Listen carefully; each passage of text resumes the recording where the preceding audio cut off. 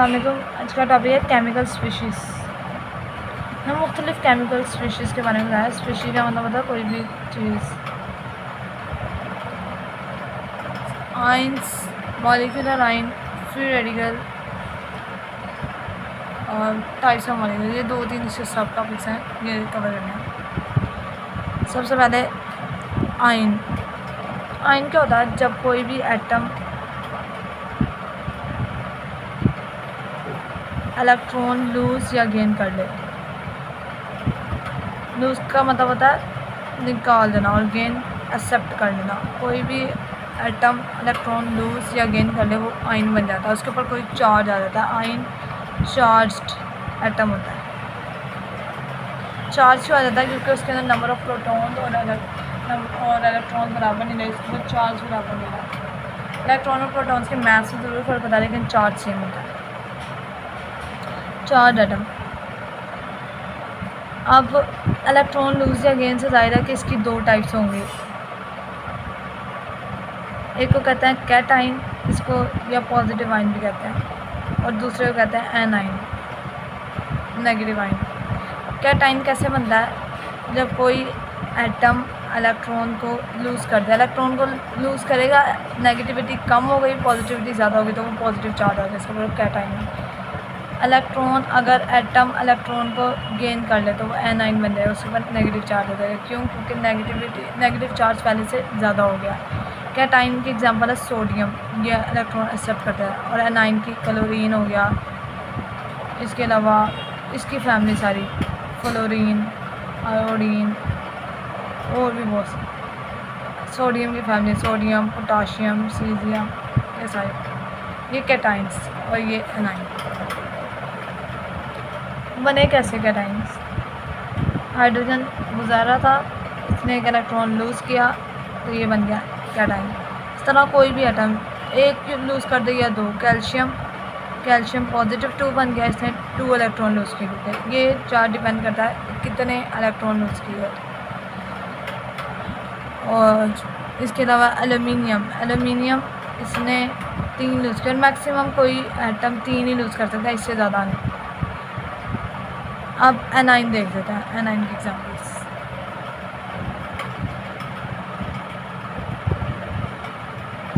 Chlorine यार था, इसके एक इलेक्ट्रॉन एक्सेप्ट किया, ये बन गया chlorine negative. Oxygen 2 electron accept किए, वो -2 बन गए। अब इसके अलावा मॉलिक्यूलर आइन, ये फिर डिफरेंस देखते हैं। एटम और आइन का डिफरेंस लिखा हुआ है, वो देख लेते हैं।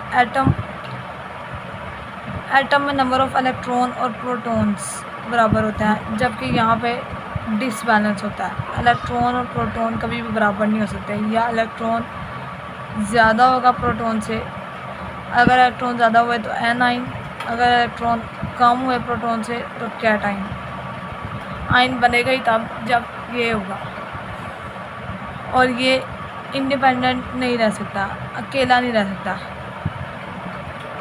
Existence, no independent existence. और ये इसकी independent existence have or may have or have not.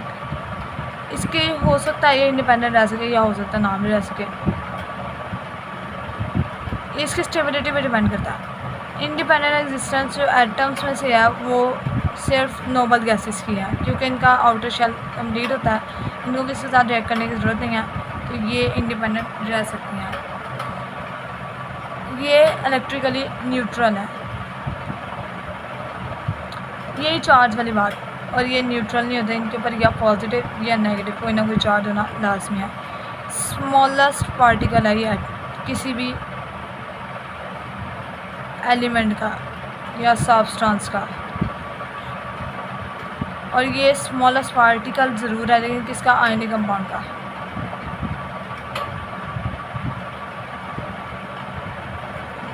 ये इनमें डिफरेंस है। अब मॉलिक्यूलर आइन, कोई मॉलिक्यूल इलेक्ट्रॉन लूज़ या गेन करते,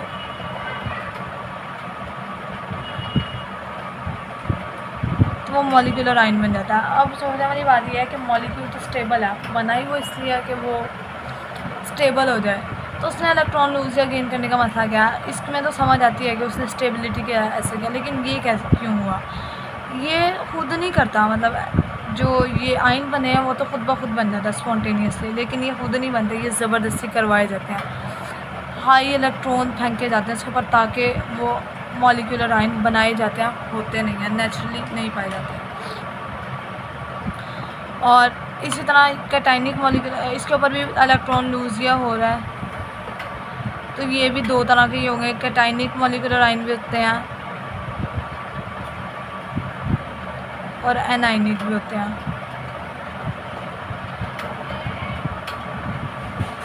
ये मोस्ट कॉमन होते हैं, ये होते हैं लेकिन बहुत कम होते हैं। इसकी एग्जांपल मीथेन पॉजिटिव, मीथेन के ऊपर अगर पॉजिटिव चार्ज आ जाए, मॉलिक्यूलर आयन और आयन में डिफरेंस कैसे पता चलता है, चार्ज छुपाएं, अगर ये मॉलिक्यूल है एग्जिस्ट कर सकता है, अगर आपने इसको कहीं देखा हुआ है मतलब ये मॉलिक्यूलर आयन है। और अगर चार्ज छुपाने के बाद भी कोई ऐसी चीज़ नहीं बन रही जिसमें इंडिपेंडेंटली एग्जिस्ट कर सके, मॉलिक्यूल ना बने, तो वो मॉलिक्यूलर आयन नहीं है, वो आयन है। जिस तरह ये कार्बोनेट है, इसको छुपाएं, CO3 ये नहीं पाया जाता, CO2 एक मॉलिक्यूल है, CO3 नहीं है, मतलब ये आयन है और ये मॉलिक्यूलर आयन है। ये हमारे टीचर ने हमें से करवाया था। चार्ज छुपाओ और देखो वो फिर आयन है या मॉलिक्यूलर आयन है, पता चल जाता है। हीलियम है, हीलियम He+ और N2 पॉजिटिव, इसको भी छुपा के देखें चार्ज। हीलियम इंडिपेंडेंटली एग्जिस्ट करता है, N2 भी एक गैस है, ये भी नाइट्रोजन गैस एग्जिस्ट करती है, मतलब ये भी मॉलिक्यूलर आयन है, ये आयन्स नहीं है। चल, ये करवाए क्यों जाते हैं, ये बनते कैसे हैं, जब हाई एनर्जी इलेक्ट्रॉन्स जो होते हैं वो बम्बार्ड किए जाते हैं, मतलब उसकी बौछार करवाई जाती है, उसको ज़ोर से मारा जाता है मॉलिक्यूल्स पर। मॉलिक्यूल्स पाए कहाँ जाते हैं, कोई डिस्चार्ज ट्यूब में हम मॉलिक्यूल रखा हुआ है, ये कोई डिस्चार्ज ट्यूब है, इसके अंदर कोई मॉलिक्यूल्स गैस नाइट्रोजन N2 भर दी हमने, इसके ऊपर अब इलेक्ट्रॉन फेंके हैं। अब ये इलेक्ट्रॉन के मजबूर करने पे ये एक इलेक्ट्रॉन लूज़ कर देंगे, ये N2 पॉजिटिव बनेंगे। ये मॉलिक्यूलर आयन बनवाते ही हम क्यों हैं, इसका इम्पोर्टेंस है कि ये कुछ हमें रिएक्शंस के बारे में पता लगाने में हेल्प आउट करती है।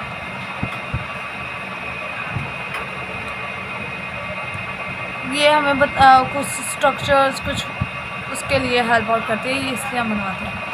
अब मॉलिक्यूल और मॉलिक्यूलर आयन में डिफरेंस, जैसा एटम और जो आयन में डिफरेंस है वही मॉलिक्यूल और मॉलिक्यूलर आयन में डिफरेंस है। अब मॉलिक्यूल और मॉलिक्यूलर आयन क्या करता है, इनके डिफरेंस देखता है। मॉलिक्यूलर आयन जाहिर बात है जैसे आयन में था, इसके ऊपर कोई चार्ज होगा, पॉजिटिव और नेगेटिव चार्ज। मॉलिक्यूल के ऊपर मॉलिक्यूल न्यूट्रल होगा, मॉलिक्यूल स्टेबल है।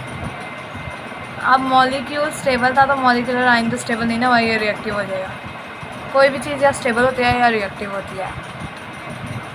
उसके अलावा ये स्मॉलेस्ट पार्टिकल है ऑफ कंपाउंड, स्मॉलेस्ट पार्टिकल है एलिमेंट का या कंपाउंड का। एलिमेंट इससे लिखा है क्योंकि नॉर्मल गैसेस को भी मॉलिक्यूल ही कंसिडर करता है। Compound which shows all the properties of compound, जो कंपाउंड या जो उस कंपाउंड की तमाम प्रॉपर्टीज़ को शो करने की, मतलब मेल्टिंग पॉइंट शो कर देगा, उसका डेंसिटी शो करेगा, उसकी हर चीज़। ऐसे को हम क्या कहते हैं, मॉलिक्यूल। मॉलिक्यूलर आयन क्या है, ये कैसे बना, फॉर्म, इसके मुकाबले में ये किसी चीज़ का स्मॉलेस्ट यूनिट नहीं है, ये बस बन गया। और बना कैसे है, फ्रॉम बाय लूज और gain of electron by molecule.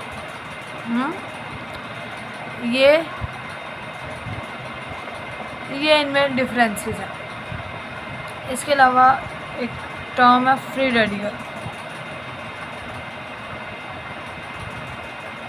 Free radical free radical क्या होता है मैं बताती हूँ।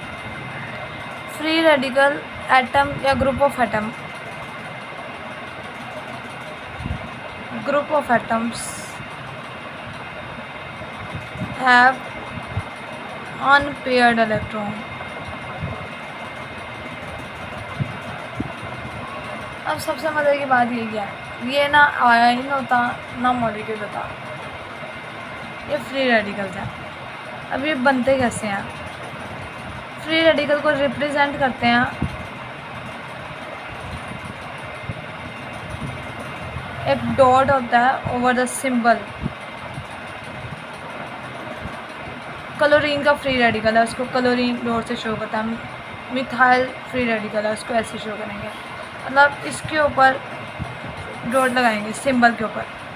ये एटम, ये ग्रुप ऑफ एटम, दोनों की एग्जांपल दे दी। अब ये बनते कैसे हैं? ये होमोलिटिक क्लीवेज से बनते हैं। Homolytic cleavage of bond.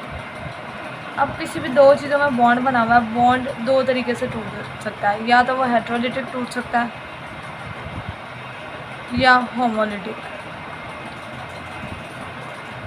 जब वो हेट्रोलिटिक टूटता है तो इसके नतीजे में आयन बनता है। जब होमोलिटिक टूटता है बॉन्ड तो इसके नतीजे में क्या फ्री रेडिकल बनता है। सोडियम क्लोरीन है। अब ये हेट्रोलिटिकली टूटेगा।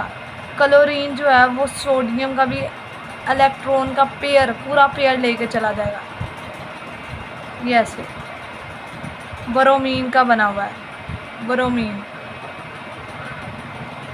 अब एक इनमें से एक ब्रोमीन ये पूरा पेयर लेके चला जाएगा, वो एक पॉजिटिव बन जाएगा, एक नेगेटिव। इसको कहता है हेट्रोलिटिक क्लीवेज, जिसमें एक बॉन्डिंग दोनों ने की थी। इसमें तो दोनों ने की थी ना, इसकी एग्जांपल शायद यहाँ पर सूटेबल नहीं थी। बॉन्डिंग इसमें दोनों ने की थी, ये है भी कोवलेंट कंपाउंड। लेकिन जब बॉन्ड टूटा तो एक इलेक्ट्रॉन लेके चला गया और एक ने अपना इलेक्ट्रॉन भी दूसरे को दे दिया, तो हेट्रोलिटिक, मतलब इंसाफ नहीं हुआ। लेकिन अगर कभी ऐसा हो कि जो बॉन्ड है ये कंप्लीट एरो शो किया, क्योंकि दोनों इलेक्ट्रॉन ले गया, ये हाफ एरो शो करता है कि एक इलेक्ट्रॉन ले गया। दोनों ही अगर एक इलेक्ट्रॉन ले गया तो ये अब फ्री रेडिकल बन जाएंगे जब होमोलिटिक क्लीवेज होगी। होमोलिटिक क्लीवेज आमतौर पे सनलाइट की मौजूदगी में होती है। ये भी असल में सनलाइट या अल्ट्रावायलेट रेडिएशन करती है ये काम, तो इससे क्लोरीन के फ्री रेडिकल्स बनते हैं। होने की बात यह है, इसमें क्लोरीन का फ्री रेडिकल में उतने ही इलेक्ट्रॉन है, उतने ही प्रोटॉन है जितने एटम में होता है। फ्री रेडिकल और एटम में कैसे डिफरेंस है? फ्री रेडिकल होमोलिटिक क्लीवेज से ही बनता है, मतलब इसके लिए फ्री रेडिकल होने के लिए किसी भी चीज़ के बॉन्ड का होना ज़रूरी है। बॉन्ड मतलब वो उसके पहले मॉलिक्यूल का होना ज़रूरी है, वो मॉलिक्यूल टूट के बनाए तो वो फ्री रेडिकल है। लेकिन अगर वो पहले से ही नेचर में पाया जा रहा है, क्लोरीन ऐसे, उसने बॉन्ड अभी तक नहीं बनाया, तो ये एटम है। लेकिन अगर बॉन्ड बना के उसका बॉन्ड टूटा है और फिर वो अपना इलेक्ट्रॉन भी चाहे साथ ले आए, फिर वो फ्री रेडिकल है, वो अब एटम नहीं रहा।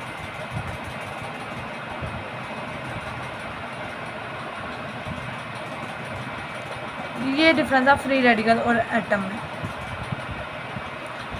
फ्री रेडिकल बहुत ज़्यादा हाईली रिएक्टिव होते हैं, इनके जितने रिएक्टिव कोई भी नहीं है। आयन भी इतने रिएक्टिव नहीं होते जितने फ्री रेडिकल रिएक्टिव होता है। फ्री रेडिकल उस चीज़ से रिएक्शन करवा सकते हैं जो चीज़ें रिएक्शन नहीं करती। अल्केन्स रिएक्शन नहीं देते, लेकिन फ्री रेडिकल उनसे भी रिएक्शन करवा देता है, इसलिए बहुत ख़तरनाक स्पीशीज कंसिडर होती हैं।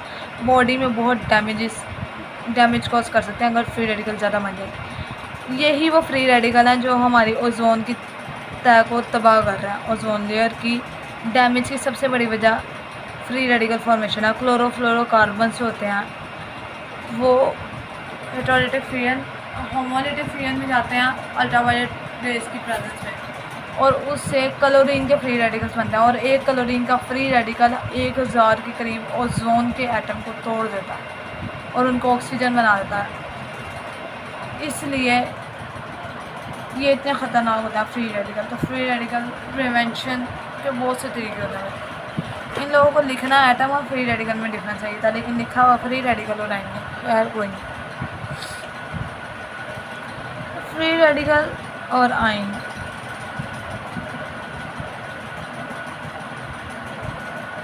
आइन में डिफरेंस लिखा हुआ है। इसके ऊपर चार्ज है, ये न्यूट्रल है। ये लाइट की प्रेजेंस में बनता है, मोस्टली ये लाइट की प्रेजेंस में बनता है, लेकिन लाइट का नो इफेक्ट ऑफ लाइट, इनकी फॉर्मेशन पे लाइट का कोई इफेक्ट नहीं है, इसलिए खुद ब खुद बॉन्ड ब्रेक हुआ है वो किसी और वजह से टूटा है, लाइट की वजह से नहीं टूटते। हेट्रोलिटिकली लाइट की वजह से बॉन्ड नहीं टूटते, होमोलिटिकली टूटते हैं अगर लाइट तोड़ेगी तो। और ये सॉल्यूशन में पाए जाते हैं या क्रिस्टल लैटिस की फॉर्म में। नो सॉल्यूशन में पाया जाता है या एयर में पाया जाता है, जैसे मैंने बताया रिएक्शन कर करके, वो मुझे लगा आइन का लिख रही हूँ। आइन सॉल्यूशन में पाया जाता है या फिर क्रिस्टल लैटिस। क्रिस्टल लैटिस तो वैसे भी आइन का ही होता है, जो मैंने बताया था वो पिछले लेक्चर्स में। अब एटम और फ्री रेडिकल की मिसाल ऐसे ही है, फिर क्यों है, और फिर टाइप ऑफ एटम पे क्यों है। पहले नंबर ऑफ एटम पे देख लेता है। मॉलिक्यूल क्या होता है? एटम या ग्रुप ऑफ एटम जो इंडिपेंडेंटली रह सकता है। एटम या ग्रुप ऑफ एटम, यहाँ पे एटम भी लिखना चाहिए था। एग्जिस्ट इंडिपेंडेंटली, जो अकेला रह सकता है। एटम ये सिर्फ नोबल गैसेस के लिए इस्तेमाल होता है, नोबल गैसेस के एटम को मॉलिक्यूल भी कह देते हैं। Number of atom, number of atom मतलब एटम एक है, दो है, तीन है, चार। Mono atomic molecules,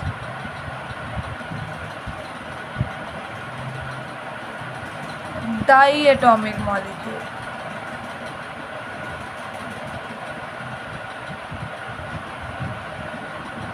try atomic molecule,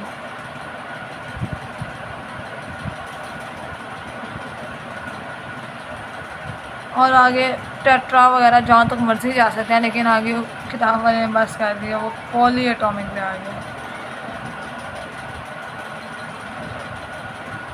mono एक, डाई दो, ट्राई तीन, पॉली मैनी मतलब तीन से ज़्यादा, मोर देन 3। इसका मतलब है वो molecule which consist of one atom, single atom पे, और इसके एग्जांपल सिर्फ और सिर्फ नोबल गैसेस हैं। Helium, neon, argon, krypton, xenon, इनमें से कोई सी भी एग्जांपल दी जा सकती है।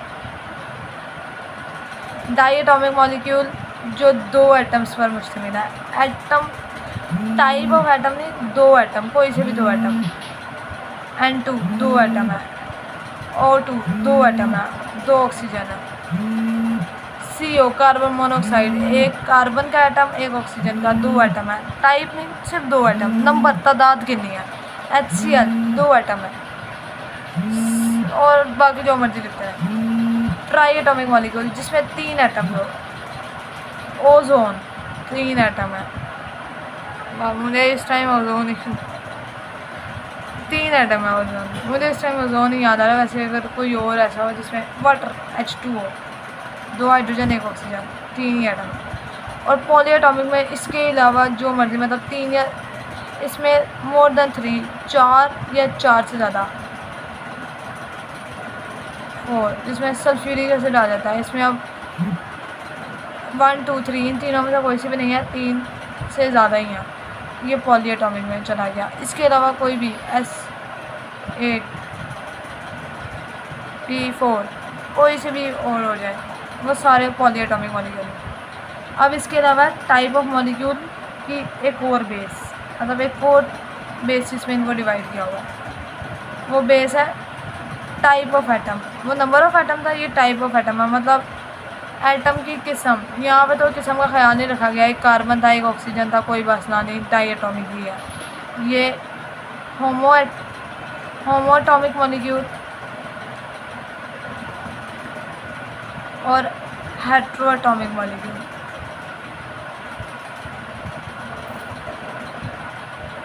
होमो एटॉमिक मॉलिक्यूल में सेम टाइप ऑफ एटम होंगे। अब इसमें नंबर तादाद का वो नहीं है, ये कितनी तादाद है। सेम टाइप ऑफ एटम मतलब ये हीलियम सेम है, S8, सल्फ़र 8 ही है, चाहे तादाद बहुत ज़्यादा है 8, लेकिन टाइप सेम है, हैं सारे सल्फ़र के। P4 तादाद ज़्यादा है लेकिन हैं सारे फास्फोरस के। इसी तरह हेट्रो एटॉमिक मॉलिक्यूल, इसके अंदर जो मर्ज़ी लिख दें, CO से लेके CO वाटर लेके सल्फ्यूरिक एसिड, नाइट्रिक एसिड, जो आपके जहन में आता है